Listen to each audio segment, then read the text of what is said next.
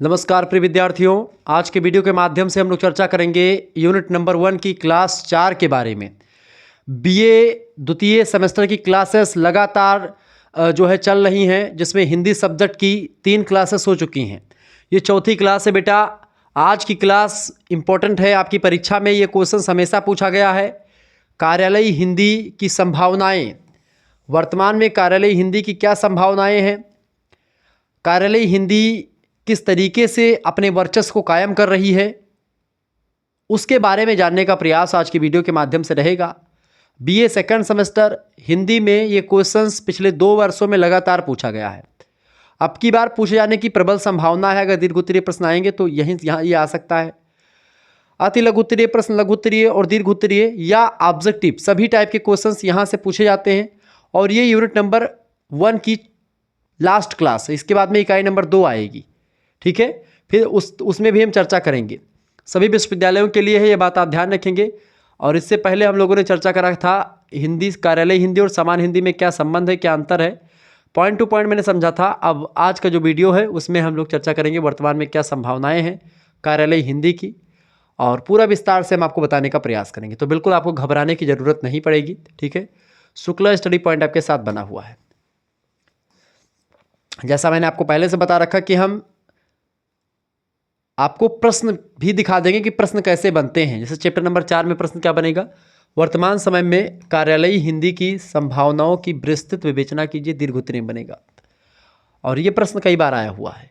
देखिए, कार्यालयी हिंदी की संभावनाएं हेडिंग डालेंगे और लिखेंगे, कार्यालयी हिंदी आज की कामकाजी हिंदी के रूप में प्रयुक्त होने वाली, मतलब या होने लगी है। उसके अनेक रूप हैं। वह सृजनात्मक, संचार भाषा और संपर्क भाषा के रूप में अत्यंत लोकप्रिय हो गई है। कार्यालयी हिंदी जो सृजनात्मक भाषा है, उसमें संचार भाषा, एक कार्यालय दूसरे कार्यालय को जो संचार होता है उसमें संपर्क भाषा के रूप में, संचार भाषा के रूप में, शासन और जनता के बीच में तालमेल बैठाने के रूप में कार्यालय हिंदी का प्रयोग हो रहा है। सूचना और प्रौद्योगिकी के बढ़ते प्रभाव ने कार्यालयी हिंदी की स्थिति और दृढ़ कर दी है। टेक्नोलॉजी के विकास से, प्रौद्योगिकी के विकास से कार्यालयी हिंदी की दिशा और दशा दोनों सुधरी है।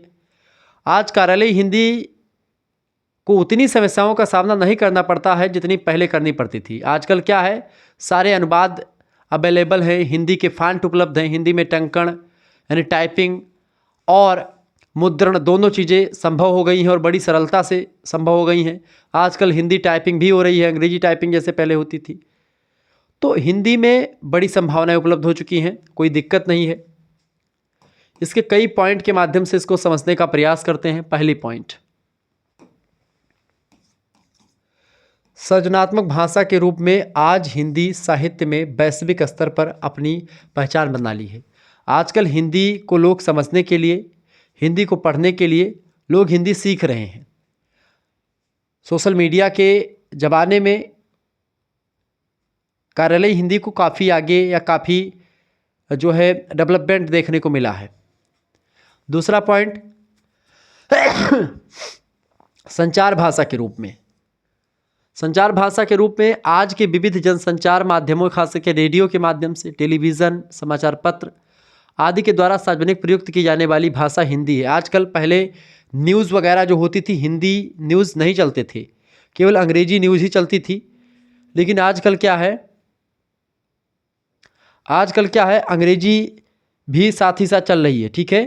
हिंदी के साथ साथ अंग्रेजी भी अपने पूर्ण वर्चस्व के साथ चल रही है, ओके।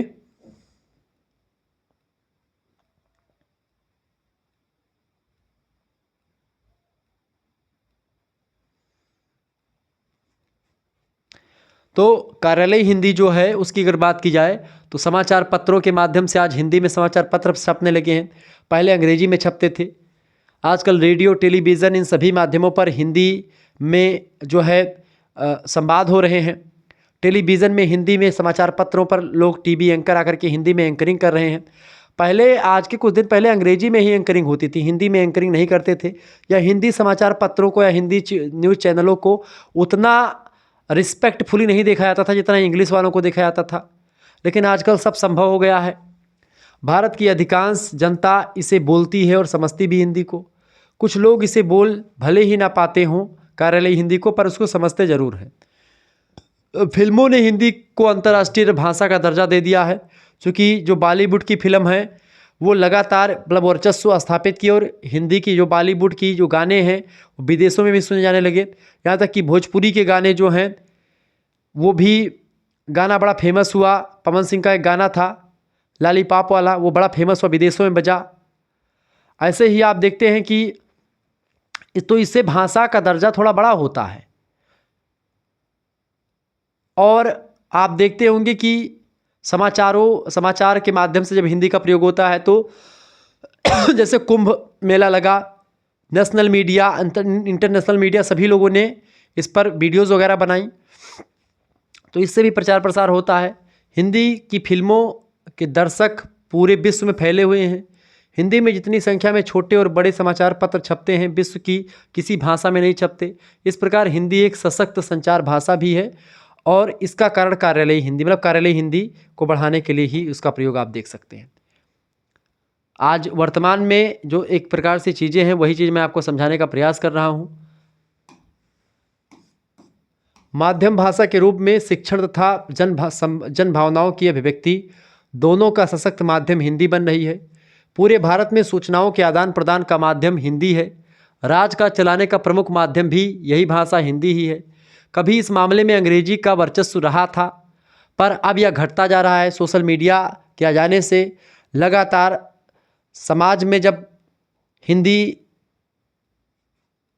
कंप्यूटरीकृत हिंदी का विकास हुआ, हिंदी जनसंचार का विकास हुआ, हिंदी समाचार पत्र टेलीविज़न रेडियो आने लगे, हिंदी के फ़ॉन्ट उपलब्ध हो गए, हिंदी में टंकण टाइपिंग और मुद्रण सब होने लगे। जब ये तमाम प्रकार की चीज़ें हिंदी में होने लगी तो हिंदी के प्रति रुझान पैदा हुआ। जनता हिंदी को सीखने के लिए आगे बढ़ने लगी। हिंदी को पढ़ने में लोगों को प्राउड फील होने लगा। हिंदी दिवस को बहुत बड़े स्तर पर सेलिब्रेट किया जाने लगा। इसकी वजह से हिंदी के विस्तार में एक क्रांति आई। या जो एक सुसुप्त ज्वालामुखी थी, या जो एक बुझी हुई ज्वालामुखी थी, उस ज्वालामुखी में भपकार के साथ उद्गार हुआ हिंदी में। इस आज के वर्तमान में भारत में अब सूचनाओं का आदान प्रदान जो होता है प्रायः प्रांतीय भाषाओं या हिंदी के माध्यम से हो रहा है। अंग्रेजी राजभाषा होने के कारण से औपचारिक ढंग से प्रयुक्त अवश्य की जा रही है, पर इसके हिंदी अनुवाद निरंतर साथ में लगे रहते हैं। चाहे वो सुप्रीम कोर्ट के न्यायालय के वो हों, चाहे अन्य किसी भी चीज़ की हो, तो हिंदी में भी वो चीज़ें आने लगी हैं।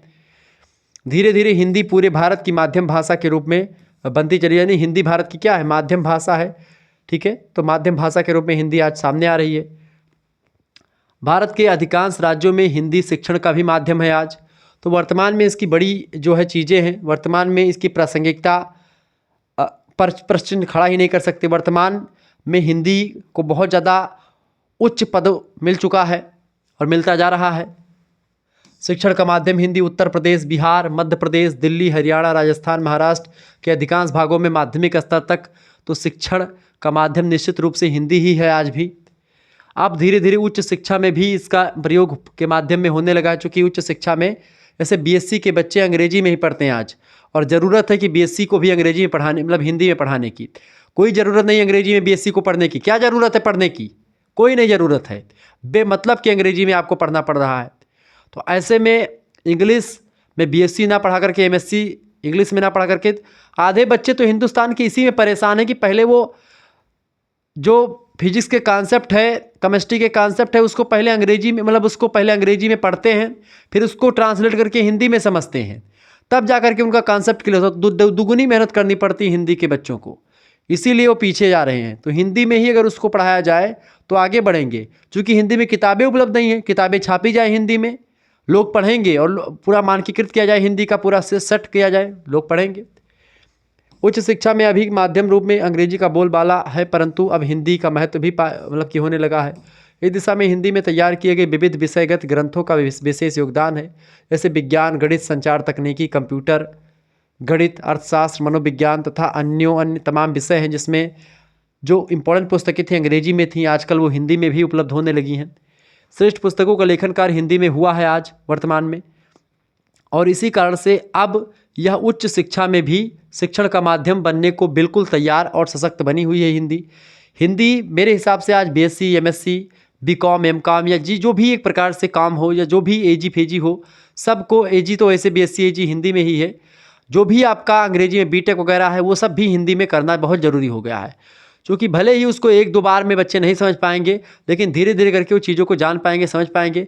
इसीलिए हिंदी के बच्चे जो है ज़्यादातर बीएससी लेते हैं और फेल हो जाते हैं। बीएससी में उतने अंक नहीं आ पाते जितने उनके बीए में आ जाते हैं। बीएससी कोई बहुत बड़ी बात नहीं है, बहुत सरल चीज़ें होती हैं, उसमें उतना कठिनता नहीं है। कॉन्सेप्ट एक बार समझ लोगे तो बीएससी में आप बहुत नंबर आपका बढ़ जाएगा। लेकिन उसको हिंदी में अगर मिले तब ना, तो वही विडंबना थोड़ी सी अभी जो है, थोड़ी दयनीय स्थिति यही बनी हुई कि उच्च शिक्षा में आज हिंदी का प्रवेश लगातार जारी है, लेकिन अभी वो सफल नहीं हो पाई है। लेकिन माध्यमिक स्तर तक, कक्षा 12 तक आप हिंदी जो है का बोलबाला रहा है। उत्तर प्रदेश, मध्य प्रदेश, बिहार, हरियाणा आदि में तो उच्च शिक्षा की माध्यम भाषा भी हिंदी लगातार बीए वगैरह में, बीकॉम में, बीएससी एजी में हिंदी बनी हुई है। लेकिन अन्य राज्यों में हिंदी जो है वो मतलब कि केवल माध्यमिक स्तर तक ही सीमित है। बाकी इंग्लिश मीडियम के स्कूल जो है आजकल आकर के बहुत डिस्टर्ब कर रहे हैं बच्चों को। एक अंतर्राष्ट्रीय भाषा के रूप में हिंदी ने विश्व संस्था यूएनओ में भी प्रवेश कर लिया है। यानी हिंदी एक अंतर्राष्ट्रीय भाषा के रूप में, चूँकि अंतर्राष्ट्रीय भाषा में हिंदी का भी दर्जा हिंदी के रूप में, यूएनओ में हिंदी को भी एक भाषा के रूप में लिखा गया है। इसका श्रेय पूर्व प्रधानमंत्रियों, खास करके स्वर्गीय बीपी सिंह, नरसिम्हा राव और माननीय अटल बिहारी वाजपेयी जी को जाता है। दोनों ने यूएनओ में हिंदी को अपने संबोधन का माध्यम बनाया। उन्होंने हिंदी में ही भाषण दिया। लोग जाते हैं तो जहाँ की भाषा उसमें नहीं, अपनी भाषा में दो। उनकी गर्ज होगी तो वो अपना कन्वर्ट करेंगे। क्या ज़रूरत है हमको हिंदी मतलब कि अंग्रेजी में बोलने की। क्रिकेटर्स लोग जो अंग्रेजी में बोलते हैं उनको चाहिए कि भाई हिंदी में बोले, जिसकी ज़रूरत होगी वो अंग्रेजी में कन्वर्ट करके उसको समझेगा। लेकिन चूँकि क्रिकेटर्स लोग भी अलग अलग प्रांतों से आते हैं, इस वजह से वो अंग्रेजी में बोलने ज़्यादा प्रेफर करते हैं। लेकिन उनको हिंदी में भी कभी कभी बोलना चाहिए ताकि हिंदी की भाषा के बच्चे भी उसको देख पाएँ, समझ पाएँ। अगर अंग्रेजी का इंटरव्यू हो तो अंग्रेजी में बोलें, हिंदी का इंटरव्यू हो तो हिंदी में ही बोलें। हिंदी में बोलने में शर्माएं ना। धीरे धीरे विश्व के कई देशों में हिंदी को विश्वविद्यालयी शिक्षा में महत्वपूर्ण स्थान मिल रहा है। अलग अलग देशों में लोग हिंदी साहित्य को या हिंदी को, जैसे हम अंग्रेजी को पढ़ते हैं ऐसे हिंदी को भी अलग अलग यूनिवर्सिटीज़ में लोग पढ़ रहे हैं विश्व की, ठीक है, या विश्व के छात्र भारत के विश्वविद्यालयों में पढ़ने आ रहे हैं अलग अलग देशों के हिंदी को। कार्यालयी भाषा के रूप में आज हिंदी सरकारी कामकाज में पर्याप्त सीमा तक प्रयुक्त होने लगी है। जैसे रेलवे में आप देखते हैं, रेलवे के कामकाज में हिंदी का प्रयोग हो रहा है। बैंकों में हिंदी का कामकाज अब शुरू हो चुका है। न्यायालयों में भी हिंदी प्रवेश कर चुकी है। प्रशासन में भी हिंदी का बोलबाला होने लगा है। यानी कि लगातार जो है इन सभी एरियाज़ में, इन सभी चीज़ों में हिंदी का जो वर्चस्व है लगातार बढ़ता जा रहा है और लगातार बढ़ता ही रहेगा, ठीक है। और इसका श्रेय जो जाएगा वो जो डिजिटलीकरण है, जो लगातार हिंदी में तमाम प्रकार की व्यवस्थाएं हो रही हैं, हिंदी के जो सॉफ्टवेयर वगैरह बन रहे हैं उनकी ओर जाता है। क्योंकि उन्होंने बड़ा काम किया है सॉफ्टवेयर वगैरह ने, ठीक है, ताकि उन्होंने हिंदी में जो टाइपिंग वगैरह उसको सरल बना दिया है। केंद्र सरकार के कार्यालयों में सभी प्रपत्र हिंदी और अंग्रेजी दोनों भाषाओं में छप रहे हैं आजकल। ये भी हिंदी में एक बढ़िया बात है कि हिंदी भी आगे बढ़ रही है। पहले अंग्रेजी में छपते थे, अब हिंदी में भी छप रहे हैं। इसके साथ साथ वर्तमान में हिंदी की जो स्थिति है वो ये है कि बहुराष्ट्रीय कंपनियां अपना उत्पाद भारत में बेचने के लिए जो विज्ञापन देती थीं, पहले वो अंग्रेजी में देती थीं, आजकल वो विज्ञापन हिंदी में ही विज्ञापन देने लगी हैं। और यहाँ तक कि आजकल क्या है, वो भोजपुरी में, ठीक है, मगही, मैथिली, मतलब हर एक क्षेत्रीय बोलियों में तक आ चुके हैं। जिसकी गर्ज होगी, जिसकी रिक्वायरमेंट होगी, जिसकी नीड्स होगी आप तक पहुंचने की, वो आप तक पहुंचेगा। भारत दुनिया का सबसे बड़ा मार्केट है और भारत तक हर व्यक्ति पहुंचना चाहेगा, हर देश पहुंचना चाहेगा। तो उन देश के लोगों को हिंदी सीखनी पड़ेगी। उनको बताओ कि भाई हिंदी में आपको बेचना तो हिंदी के जैसा प्रचार करना पड़ेगा। हिंदी भी आपके लिए एक भाषा के रूप में उसको देखना पड़ेगा। तो हिंदी को आज बढ़ाने की ज़रूरत है। और हिंदी मेरे हिसाब से आप देखते हैं हिंदी में बहुत सारे लोग बात करते हैं हिंदी। जैसे आप पाकिस्तान के व्यक्ति अगर बोलेंगे तब भी आप हिंदी समझ जाएंगे बोलने में, लिखने की बात अलग है वहाँ की, लेकिन आप हिंदी अगर बोलेंगे तो वो भी समझ जाएंगे। पाकिस्तान में भी हिंदी लोग समझ जाते हैं, ठीक है, नेपाल में समझ जाएंगे, ठीक है, अलग अलग राज्यों में समझ जाते हैं, तो देशों में भी। सरकारी नौकरियों में हिंदी की अनिवार्यता बढ़ने से हिंदी का महत्व भी बढ़ गया है, क्योंकि सरकारी नौकरियों में भी हिंदी की अनिवार्यता बढ़ गई है। इससे भी चूँकि हर एक सरकारी चाहे पुलिस का पेपर देंगे, एसएससी का या कुछ, एसएससी में तो नहीं लेकिन अलग अलग जगहों पर हिंदी का जो मतलब हिंदी के बारे में प्रश्न पूछता है, हिंदी साहित्य से, हिंदी व्याकरण से तमाम प्रश्न आते हैं, ठीक है, हर एक क्षेत्र में। इसके अलावा सूचना और प्रौद्योगिकी के क्षेत्र में हिंदी मुद्रण लेखन के नए नए टूल्स आ गए हैं, क्योंकि मैंने आपको बताया था कि भाई टाइपिंग के तमाम गूगल ट्रांसलेटर आ चुका है, जिसको मतलब सबके माध्यम से बड़ी सरलता हुई लोगों को समझने में, जिस कारण से हिंदी के क्षेत्र में पर्याप्त संभावनाएं दृष्टिगोचर होती जा रही हैं और लगातार हिंदी का जो दायरा है, जो विषय क्षेत्र है, वो बढ़ता जा रहा है। यानी हिंदी की संभावनाएं बहुत ही ज़बरदस्त तरीके से बढ़ रही हैं, इसमें कोई दो राय नहीं है। हिंदी आज वर्तमान में भारत की राष्ट्रभाषा बनने के पूरे कगार पर है और ऐसे ही 1-2 साल 10 साल रहेगा तो मेरे हिसाब से हिंदी राष्ट्रभाषा बन जाएगी, इसमें कोई दो राय नहीं। अगर हिंदी ने ऐसा ही अपना विकास गति जारी रखी तो आने वाले 5-6 वर्षों में हिंदी भारत की राष्ट्रभाषा यानी national language of India Hindi ही होगी। जो अभी तक ऑफिशियल लैंग्वेज है वो आपकी नेशनल लैंग्वेज बनेगी कुछ ही क्षणों में, ठीक है, मतलब कुछ ही वर्षों में। इसके अलावा राजनीतिक दृष्टि से भले ही ना हो पाई हो आज हिंदी, राजनीतिक दृष्टि से आज हिंदी का उतना प्रासंगिकता नहीं है, लेकिन सामाजिक दृष्टि से वर्तमान में कार्यालयी हिंदी का भविष्य संभावनाओं से भरा हुआ है और उसकी भविष्य जो है उज्ज्वल है, भविष्य बहुत अच्छा है कार्यालयी हिंदी का, जो मैंने आपको बताया। तो इस तरीके से इसकी संभावनाएं जो भविष्य में थी उसके लेकर के तमाम पॉइंट आप लिख सकते हैं। इसके अलावा इससे पहले तमाम सारी चीज़ें मैंने आपको बताई, ये आप इसके माध्यम से बता सकते हैं। तो इस तरीके से हमने आपको चीज़ों को समझाया। चैप्टर नंबर 3 में हमने चीज़ों को समझा, 2 में, 1 में सब कुछ आपको समझा दिया। कार्यालयी हिंदी और समान हिंदी का संबंध चैप्टर नंबर 3 में देखा। इससे पहले हम मतलब ये आज की वीडियो के माध्यम से कार्यालयी हिंदी और की संभावनाओं के बारे में समझा। इससे पहले हमने जो है समझा और ये सारा PDF आपको मिल जाएगा, ठीक है, अब आपको ग्रुप में, व्हाट्सएप ग्रुप में। और इससे पहले चैप्टर नंबर 2 में हम लोगों ने कार्यालयी हिंदी का उद्देश्य और विषय क्षेत्र समझा और चैप्टर नंबर 1 में हम लोगों ने कार्यालयी हिंदी की संकल्पना को समझा। अगर आपको इन सभी का PDF प्राप्त करना है या ऐसे ही यूनिट 2, 3, 4 सभी का PDF आपको चाहिए, आप लगातार क्लासेस होती रहेंगी तो आपको जुड़ना है, हमारे साथ जुड़ सकते हैं। 91 61 93 60 62 पर आप SMS करके हमारे साथ आप जुड़ सकते हैं। अपना नाम, ठीक है, अपनी यूनिवर्सिटी का नाम और अपने सब्जेक्ट के नेम लिख करके आप भेज दीजिएगा। आपके पास एक स्कैनर सेंड किया जाएगा, ठीक है, आप उसी पर मात्र 100 रुपीज़ पेमेंट करवा दीजिएगा, किसी दूसरे से आप ना खुद कर दीजिएगा। उसके बाद में उसका स्क्रीनशॉट हमारे पास सेंड कर देंगे। उसके बाद में आपको ग्रुप से जोड़ दिया जाएगा। ग्रुप में आपको लाइव क्लास की लिंक मिलती रहेगी और एक सब्जेक्ट की नहीं बल्कि आपके तीनों सब्जेक्ट जो मेजर के हैं, एक माइनर का है और एक को करिकुलर जो आपका है फर्स्ट एड एंड हेल्थ, उस सभी की तैयारी हो जाएगी। ऑब्जेक्टिव लिखित सबकी बेहतर तरीके से तैयारी हो जाएगी। लाइव क्लास मिलेगी, वीडियो लेक्चर्स मिलेंगे, सब कुछ आपको मिलेंगे, किसी प्रकार कोई दिक्कत नहीं होगी। देखिए इसमें सभी विश्वविद्यालय के बच्चे शामिल हो सकते हैं, ठीक है, जो भी विश्वविद्यालय से आप हैं सभी विश्वविद्यालय के बच्चे पढ़ सकते हैं। जहाँ भी नेशनल एजुकेशन पॉलिसी लागू हुई उसके बच्चे यहाँ पर पढ़ सकते हैं, ठीक है। देखिए DDU का सिलेबस थोड़ा सा चेंज हो सकता है आपकी बार, तो उसके बारे में हम जल्द ही चर्चा करेंगे, उसको लेकर के आप परेशान ना हो, ठीक है। बाकी सभी विश्वविद्यालय में यही सिलेबस आपका होगा, आपको सभी को यही पढ़ना चाहिए और यही पढ़ना पड़ेगा, ठीक है। इसी में सभी में सिलेबस आएगा। मिलते हैं फिर नेक्स्ट वीडियो में, तब तक के लिए जय हिंद जय भारत। आप सभी का बहुत बहुत धन्यवाद हमारे से जुड़ने के लिए। इसी प्रकार से अपने प्यार हमेशा बना रखेंगे। सभी सब्जेक्ट का PDF notes, live classes, lecture सब कुछ आपको मिलेंगे, यानी सभी सब्जेक्ट का क्रैश कोर्स मान सकते हैं, कोर्स मान सकते हैं। मात्र 100 रुपीज़ में सभी सब्जेक्ट का आपको मिल जाएगा, ठीक है। चलिए बहुत बहुत धन्यवाद। अब यूनिट नंबर आपकी जो 1 है वो समाप्त हो गई है। अब इसके बाद में इकाई नंबर 2 पर हम आएंगे, जिसमें परिभाषित शब्दावलियों के बारे में चर्चा करेंगे विस्तार से, ठीक है।